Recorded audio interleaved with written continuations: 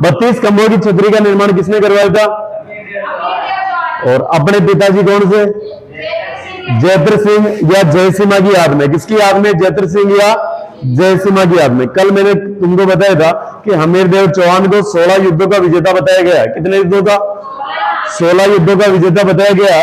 और इन्होंने अपने जीवन में कुल कितने युद्ध लड़े थे? 17 युद्ध। और 17वां युद्ध आपका कौन सा? रणथंभौर में साका हुआ था। कब? आपके 1301 में, है ना? कहां पे? रणथंभौर के अंदर। और आक्रमणकारी था आपका कौन सा? अलाउद्दीन खिलजी। कौन सा था? अलाउद्दीन खिलजी।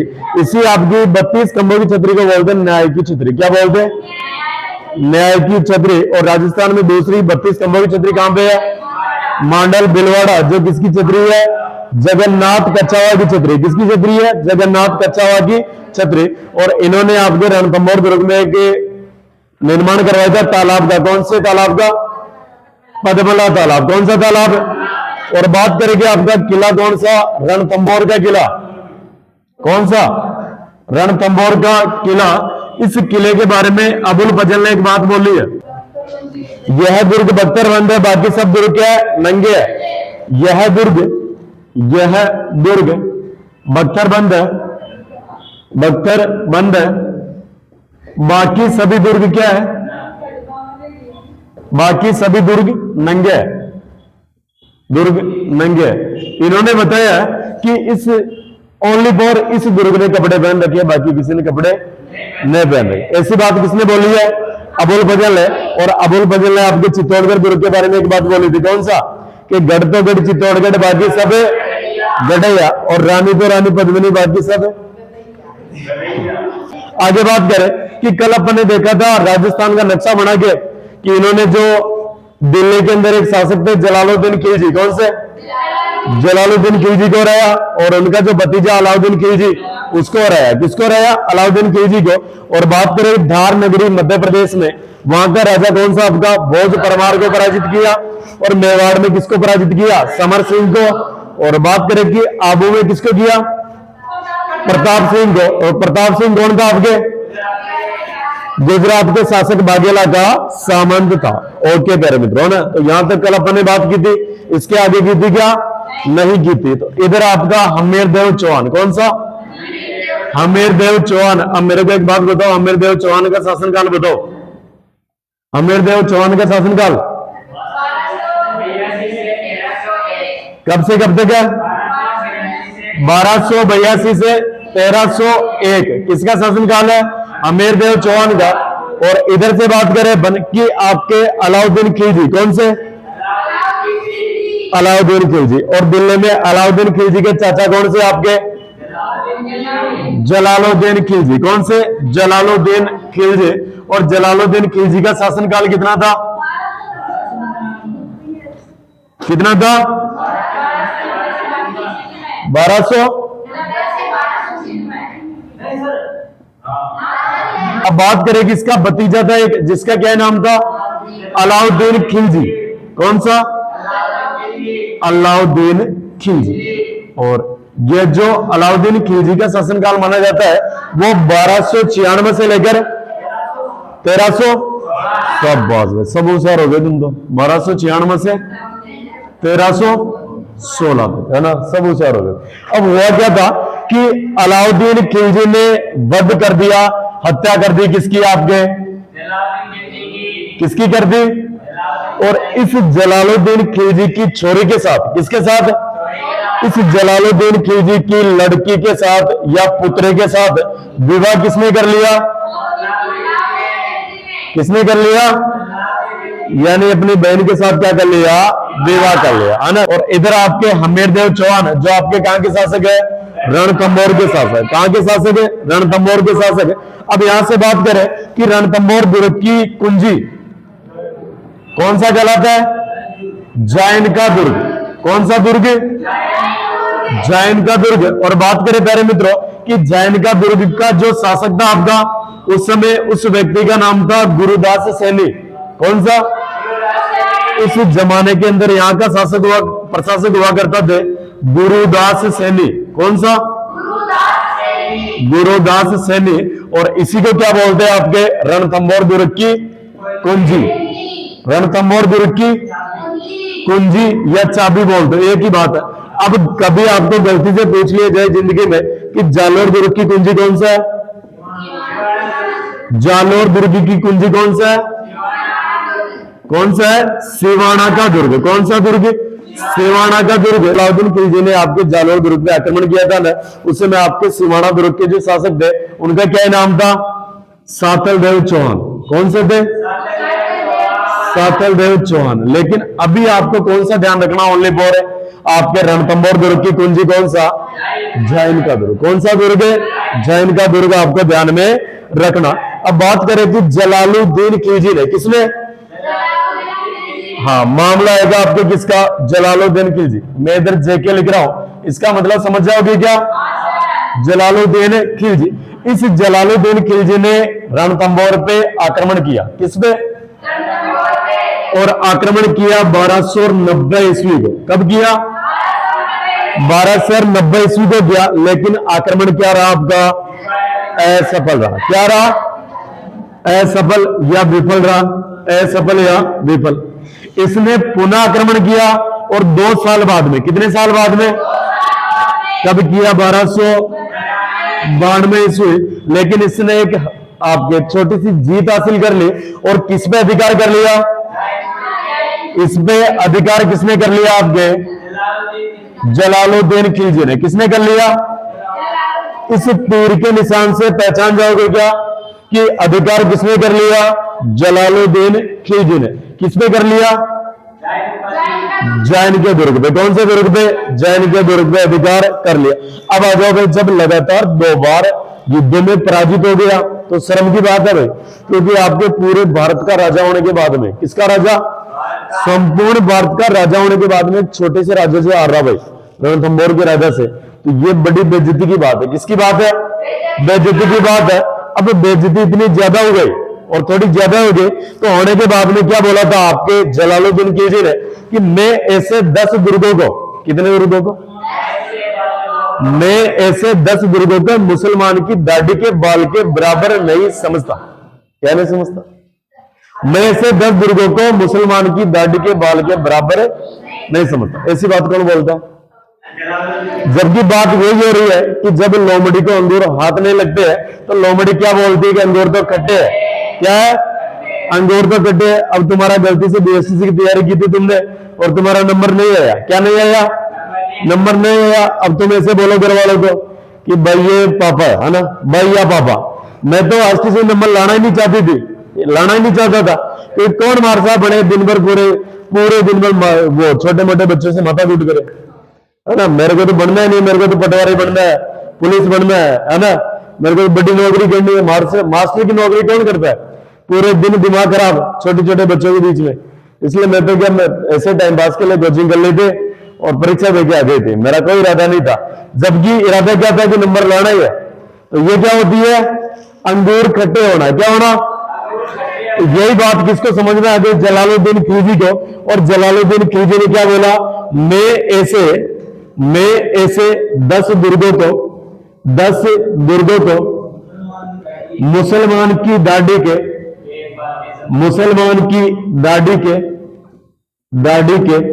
एक बाल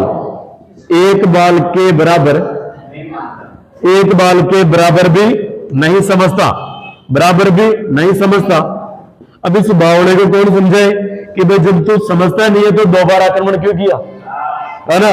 भाई जब तू कुछ भी नहीं समझ रहा तो 2 बार आक्रमण क्यों कर दिया, कोई टाइम पास के लिए तो आक्रमण करते नहीं है, ठीक है ना। तो क्या बोल दिया, 10 दुर्गों को मुसलमान की दाढ़ी के बाल के बराबर। बहुत बार पूछा गया ये बात किसने बोली, आपके जलालुद्दीन खिलजी ने। किस दुर्ग के बारे में बोली, आपके रणथंभौर का दुर्ग। समझ, अब आ जाओ आगे, है ना। और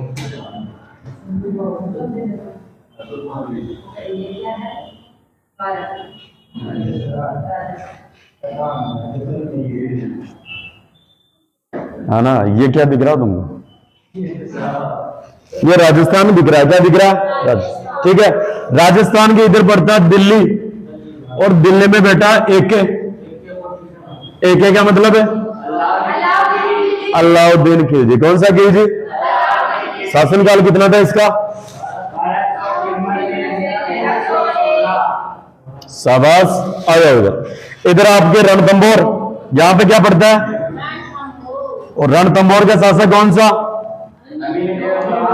अमीरदेव चौहान। अमीरदेव चौहान। अब हुआ क्या था कि अलाउद्दीन खिलजी ने अपने दो सेनापति, कितने सेनापति? दो सेनापति। कितने सेनापति? अब कोई भी लिखेगा नहीं वरना अलाउद्दीन खिलजी की कसम होगी भाई, हाँ है ना। अलाउद्दीन खिलजी ने क्या किया कि आक्रमण करवाया गुजरात में। कौन सी रात पे? कौन सी रात पे? गुजरात पे आक्रमण करवाया। तो यहां पे दो सेनापति को भेजा। कितने सेनापति? यानी दो सेनापतियों को भेजा। और दो सेनापतियों में जो आपका पहला सेनापति था उसका नाम था मीर मोहम्मद शाह। क्या नाम था? मीर मोहम्मद शाह। और दूसरे का नाम था केमरू। कौन सा था? केमरू। अब इन दोनों को भेज देगा आप गुजरात जाओ और गुजरात से धन लूट के लाओ। क्या लूट के लाओ? अब जैसे गुजरात आए, आने के बाद में रास्ते में पड़ता था रणथंभौर। कौन सा थंभौर? रणथंभौर में शासक था अमीरदेव चौहान। ठीक है। अब यहां पे आपके दो क्या मिलते हैं कि आपके मीर मोहम्मद शाह और केमरू आपके गुजरात में आए और इन्होंने क्या लूटा? धन लूटा। क्या लूटा? और ये दोनों धन लूट के किसकी शरण में चले गए? अमीरदेव चौहान की शरण में चले गए। किसमें चले गए? शरण में चले गए। और ऐसी शरण वाली जो जानकारी मिलती है वो जानकारी आपके किस ग्रंथ से मिलती है? यानी हमीर महाकाव्य। नाम सुना क्या? यह जानकारी मिलती है हमीर महाकाव्य। और हमीर महाकाव्य किसने लिखा? नयन चंद्र सूरी। कौन सा? नयन चंद्र सूरी।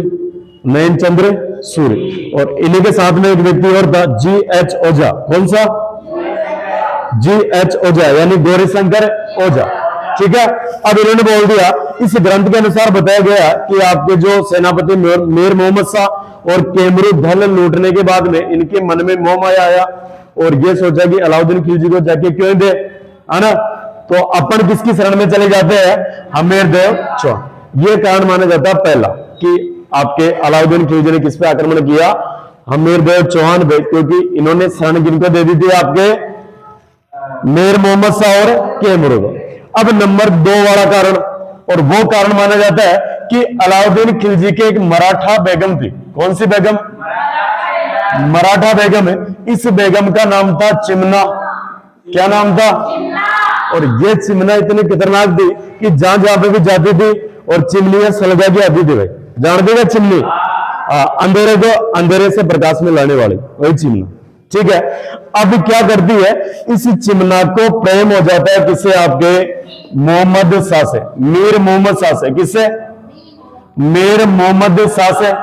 और ऐसी जो प्यारी जीवनों जानकारी मिलती है, यह जानकारी मिलती है आपके हमीर हट।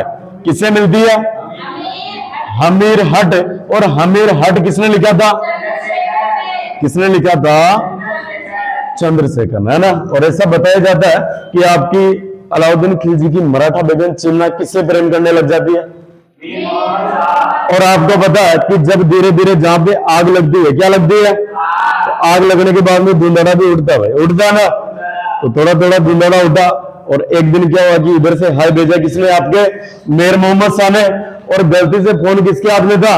अलाउद्दीन खिलजी का। और हाय के साथ में क्या लिखा हुआ था? यानी हाय के साथ में लिखा हुआ था ऐसा इमोजी, है ना। अब ऐसा इमोजी देखते ही वैसा किसका दिमाग खराब? अलाउद्दीन खिलजी का। और चिमना को बुलाया, चिमना को बुला के बोला ये ऐसा कैसे? और व्हाट्सएप नंबर गए तो गए कैसे, है ना। उधर इतनी दूर गए तो गए कैसे सेनापति के पास? तो चिमना कुछ नहीं बोली। अब ऐसा कुछ नहीं बोला तो कौन समझ गया? अलाउद्दीन खिलजी कि मामला कुछ 36 वाला है भाई। कौन सा? अब इधर से वैसा जैसे पता चला किसको? अलाउद्दीन खिलजी को। अलाउद्दीन खिलजी ने बुला लिया किसको? मीर मोहम्मद शाह को दरबार में। किसमें बुला लिया? दरबार में बुला लिया। और दरबार में बुला के बोला कि यार ये तूने हड़ा बोल कैसे कर दी? बिल्कुल मेरे पास बहुत सारी रानियां, बहुत सारी बेगमें, बहुत कुछ है। तेरे को दूसरी जो चाहिए वो ले ले आराम से, कोई दिक्कत नहीं। लेकिन तू किसको छोड़ दे? मेरी चिमना को छोड़ दे। किसको छोड़ दे? तो वैसा ये क्या बोलता आपका मीर मोहम्मद शाह कि हम चिमना के आशिक और चिमना के रहेंगे। भाई किसके हैं? हम चिमना सीखे और चिमना के रहेंगे। तो जब इन्होंने छोड़ने की बात बोलते, मीर मोहम्मद साहब एक बात बोलता है कि मैं उसूलों से बगावत नहीं करने वाला। कौन बोल रहा है? मीर मोहम्मद साहब बोल रहा, मैं नहीं बोल रहा, मीर मोहम्मद साहब, कि मैं उसूलों से बगावत नहीं करने वाला, तौहीन ए मोहब्बत नहीं करने वाला, ये नजराना किसी और को पेश करना साहिब, मैं चिमना को छोड़ के किसी और पे नहीं मरने वाला। अब भाई साहब इतनी बात बोलते, और ज्यादा दिमाग खराब किसका? अलाउद्दीन खिलजी। अलाउद्दीन खिलजी पहले सोच रहा था कि डराने धमकाने से बच जाएगा बच्चा, और ये तो भाई साहब जिद करके बैठ गए। चाहिए तो कौन चाहिए? चिमना चाहिए। कौन चाहिए? अब भाई साहब इसको बोला कि तेरे पास ओनली फॉर 4 घंटे का समय। कितने घंटे का? और सोच के बताना, ना में जवाब देना कि मैं चिमना से प्रेम है, आज से चिमना मेरी बहन है। क्या है ना? तो इसलिए वैसा जैसे ये बात सुनने के बाद में ये बक के आ गया किसके पास में? आपके हम्मीर देव चौहान के पास में। किसकी शरण में आ गया? हम्मीर देव चौहान की शरण में आ गया। और राजस्थान वालों में एक सी कहावत चलती है कि आपके जो मेहमान आता है वो भगवान के बराबर होता। किसके बराबर? और विशेष तौर से आपका जो हम्मीर देव चौहान है, इसके बारे में एक दो आता है कि आपके कौन सा? सिंह गमन सतपुरुष वचन। कौन सा आता है? सिंह गमन सतपुरुष वचन, कदली पल एक बार, तिरिया तेल हमीर हट चढ़े ने दूजी बार। है ना? यानी लड़की का तेल भी एक बार चढ़ता है और केले के वृक्ष में फल भी एक बार आती है, उसी प्रकार हमीर घाट भी एक बार चढ़ता है। तो हमीर देव चौहान ने बोला कि नो टेंशन लो, जो मेरी शरण में आ गया उसे मैं किसी प्रकार की दिक्कत नहीं आने देता, है ना?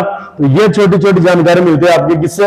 एक तो ग्रंथ आपका हमीर हट, जो किसने लिखा, और ये जानकारी प्रेम वाली किसमें मिलती है? आपके हमीर हट में। जबकि ये आपके शरण में चले गए धन लूट की, ये किसमें मिलती है? हमीर महाकाव्य। किसमें मिलती है? हमीर महाकाव्य में आपको जानकारी मिलती है। ठीक है भाई, आगे यही से बात करें कि इतना कुछ होने के बाद में अलाउद्दीन खिलजी बताओ साफ सुथरा बैठेगा क्या? नहीं बैठेगा। अब आपके अलाउद्दीन खिलजी ने आक्रमण किया कहां पे? आक्रमण किया रणथंभौर पे, और आक्रमण किया 1299 में। कब किया? यानी जो राजस्थान का पहला शाखा, उससे पहले भी इसने आक्रमण किए, और आक्रमण कब किया? 1299। और इस आक्रमण के समय बात करें प्यारे मित्रों कि अलाउद्दीन खिलजी के, किसके? अलाउद्दीन खिलजी के 2 सेनापति आए थे। कितने सेनापति? यानी एक के 2 सेनापति, है ना? इन 2 सेनापतियों में आपका एक तो उलगु का, कौन सा? उलगु का, और दूसरा कौन सा आपका? नुसरत खां। कौन सा खां? नुसरत का। जबकि बात करें किस 1299 वाले आक्रमण में हमीर देव चौहान के सेनापति कौन थे? इसके सेनापति कौन थे आपके? एक तो आपका भीम सिंह, और दूसरा कौन सा? धर्म सिंह। इस युद्ध के अंदर इन दोनों का एक एक सेनापति क्या हो गया? वीर गति को प्राप्त हुआ। इनमें से अलाउद्दीन खिलजी का कौन सा सेनापति वीर गति को प्राप्त हुआ? नुसरत का, और आपके हमीर देव चौहान का भीम सिंह। कौन सा हुआ? भीम सिंह हुआ था। आपके शहीद कौन हो गया? वीर गति को प्राप्त हो गया आपका कौन सा? भीम सिंह। और इधर आपका वीर गति को कौन प्राप्त हो गया? नुसरत का, ना? तो ये 1299 का एक छोटा सा आक्रमण था। इसमें अलाउद्दीन खिलजी के सेनापति कितने थे? 2। पहला कौन सा? दूसरा कौन सा? और इसी युद्ध में हमीर देव चौहान के कितने सेनापति? पहला कौन सा? दूसरा कौन सा? और आपके हमीर देव चौहान का कौन शहीद हुआ? भीम सिंह। जबकि अलाउद्दीन खिलजी का कौन सा शहीद हुआ? नुसरत का। ये 1299 वाला मामला। अब आएगा आपके 1301 में आक्रमण। किसमें आक्रमण? और जब आपके रणथंभौर दुर्ग में क्या हुआ था? साका हुआ था, ना?